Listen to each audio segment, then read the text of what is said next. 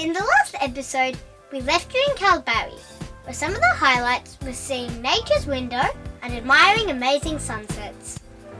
For this episode, we are going to cover the third leg of our trip, Kalbarri To Monkey Mia. However, whilst we are making the 4-hour journey, we thought that you might like to use the time to have a tour inside our camper van.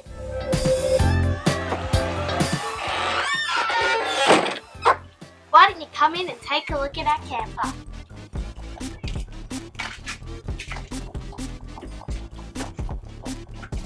This is the kitchen where Mum cooks our delicious meals.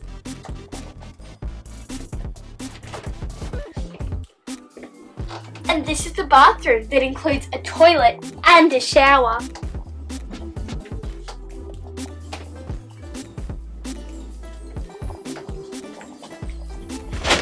And this is where Mum and Dad sleep every night.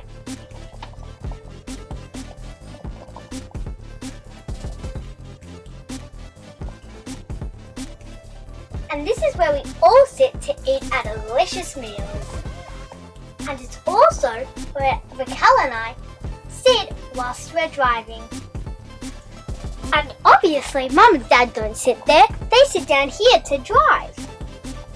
And up here, we have our own little cubby when Raquel and I are sleeping. We can also put up the barrier, close the curtains, and we also have a sky roof. Our first stop along the way to Monkey Mia was to see the famous stromatolites at Hamilton Pool.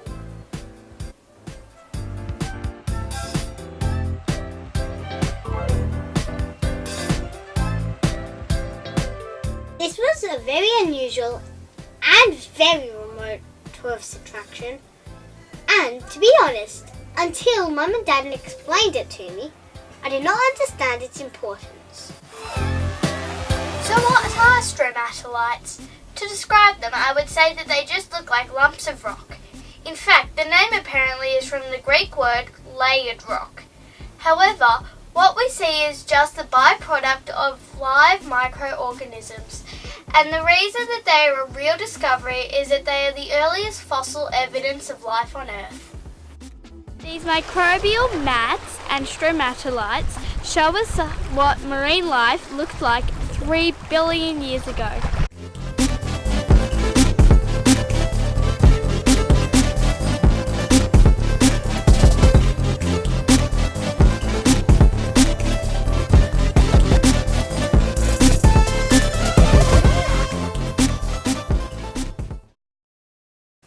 Next, we stopped at another famous but equally remote place called Shell Beach.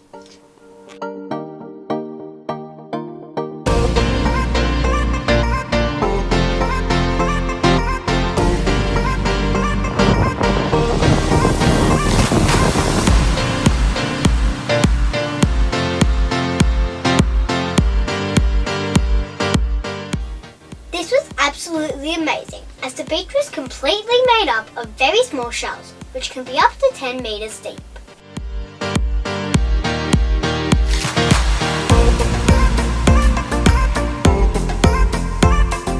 This beach is full of these really small little shells. These are the shells that are on our beach.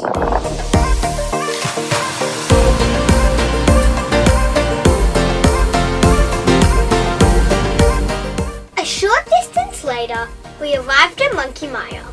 The place that we stayed at was absolutely beautiful. Great facilities, a pretty pool, and an amazing beach. However, the real attraction at this location is the reason behind its name. You see, this area is home to the Mulgana Aboriginal people, who called it Irabuga Mia, after the visiting dolphins. The best thing about when the rain comes is that you get the pool all to yourself. The bad thing is, it's freezing!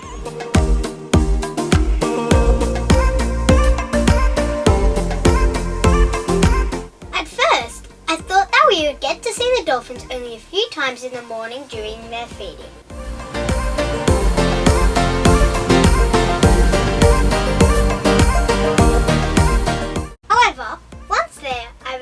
really happy to see them swimming along the beach all day long.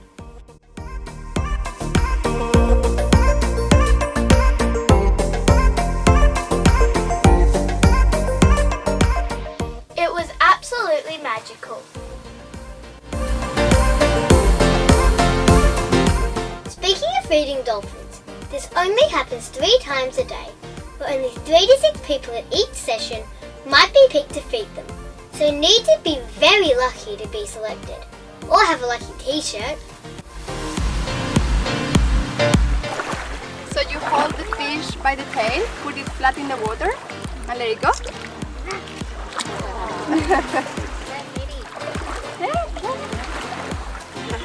when you think the monkey is raising their hands, that's just to indicate to me that deserve that one last contact. So just keep holding your face, ladies and gentlemen.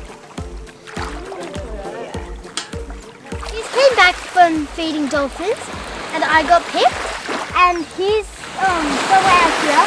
There's a dolphin and his calf, and they're having milk.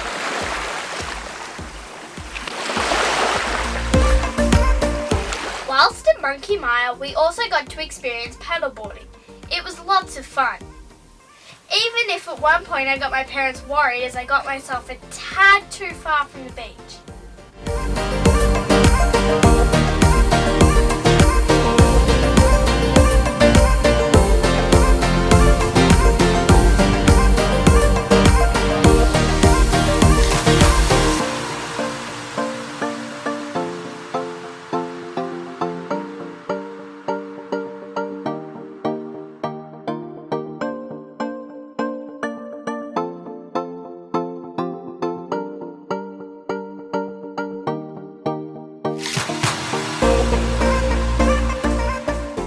For those of you that like walking, Dad also found a nearby track that takes you over some undulating hills before finding ourselves back at the beach.